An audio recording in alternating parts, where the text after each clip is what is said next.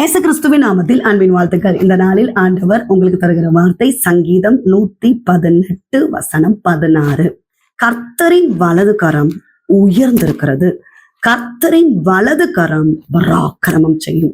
பிரியமானவர்களே, இந்த கால வேளையில உங்களோடு கூட ஆண்டவர் இந்த வசனத்தின் மூலமாக பேச போகிறார். கர்த்தருடைய வலது கரம் அவருடைய வல்லமையை நமக்கு வெளிப்படுத்துகிறது.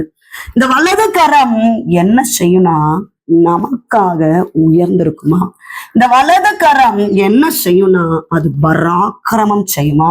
பிரியமானவர்களே, இஸ்ரவேல் ஜனங்களை ஆண்டவர் நடத்தி கொண்டு வருகிறார், அழகாக நடத்தி கொண்டு வருகிறார். ஆனா அடுத்தது முன்னேற முடியாதபடி செங்கடல் தடையா இருக்கு. பின்னாடி பார்வோனுடைய சேனை, ரதம், குதிரை வீரர்கள் எல்லாம் கடந்து வருகிறாங்க. இஸ்ரவேல் ஜனங்களை எல்லாரையும் அழித்து போடணும், கொன்று போடணும் அப்படின்னு சொல்லிட்டு. ஆனா பார்வோன் கிட்ட இருந்ததோ பிரதானமான ரதங்கள், குதிரை வீரர்கள், யுத்த மனுஷர்கள், யுத்த புருஷர்கள். மோசே கிட்ட இருந்ததோ சாதாரணமான ஒரு கோல் தான். இந்த கோலை கொண்டுதான் சமுத்திரத்துல ஆண்டவர் நீட்ட சொல்லுகிறார். நீட்டும் போது செங்கடல் 2ஆக பிளந்து வாழி விட்டதாம். பார்வோன் நினைச்சிட்டான் நம்மள மாதிரி ஆயுதங்கள், வீரர்கள் எல்லாம் அவங்க கிட்ட கிடையாது, ஈஸியா அவங்கள தோற்கடிக்கலாம் அப்படின்னு சொல்லி வேதத்துல அழகா எழுதப்பட்டிருக்கிறது. கர்த்தருடைய வலது கரம் கர்த்தருடைய வலது கரம் பகைஞனை நொறுக்கி போட்டதாம். பிரியமானவர்களே, இஸ்ரவேல் ஜனங்கள் அணியாய் அழகாய் புறப்பட்டார்கள். ஆனால் பார்வோனுடைய சேனை இஸ்ரவேல் ஜனங்களை நெருங்க முடியாதபடி கர்த்தர் உருளைகளை கழல பண்ணினார். அவருடைய பிரச்சனை முன்னோக்கி கடந்து சென்றது, பகைஞனை நொறுக்கி போட்டது. ஏசப்பாவுடைய வார்த்தை கேட்டுக்கொண்டிருக்கிறீங்க.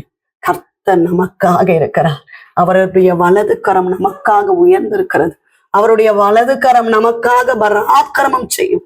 கவலைப்படாதிருங்க, கர்த்தர் கூட இருக்கிறார். அவருடைய பிரசனம் கூட இருக்கிறது. எந்த தீங்கும் அணுகாதபடி கர்த்தர் நடத்துவார். ஜெபிப்போம்.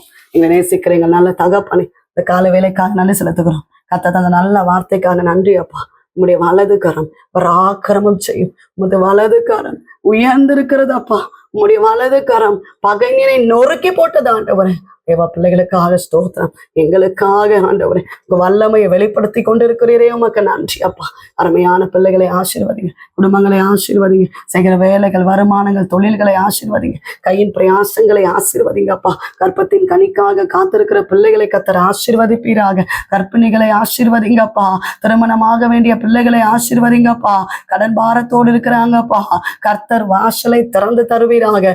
எல்லா பிரச்சனைகள், போராட்டங்கள் மாறட்டும். நல்ல வேலை வாய்ப்புகளை கொடுங்க. குடும்பங்களை சமாதானத்தை கட்டளையிடுவீராக. இந்த நாள் முழுவதும் கர்த்தர் நடத்துவீராக. இயேசு கிறிஸ்துவின் நாமத்தில் ஜெபிக்கிறோம் எங்கள் ஜீவன் உள்ள நல்ல தகப்பனே, ஆமென். பிரியமானவர்களே, கர்த்தர் உங்களோடு பேசி இருக்கிறார். அவருடைய வலது கரம் உங்க வாழ்க்கையில அற்புதத்தை செய்யும். உங்களுக்காக, உங்களுடைய ஜெப விண்ணப்பங்களுக்காக நாங்கள் ஜெபிக்கிறோம். நீங்களும் எங்களுக்காக, எங்களுடைய ஊழியர்களுக்காக ஜெபித்துக் கொள்ளுங்கள். டிவோஷன் மூலமாய் உங்களோடு ஆண்டவர் பேசுகிறது என்று பகிர்ந்து கொள்ளுங்கள். இந்த வார்த்தை அநேகருக்கு பிரயோஜனமா இருக்கும் என்றால் அநேகருக்கு ஷேர் பண்ணுங்க. God bless you.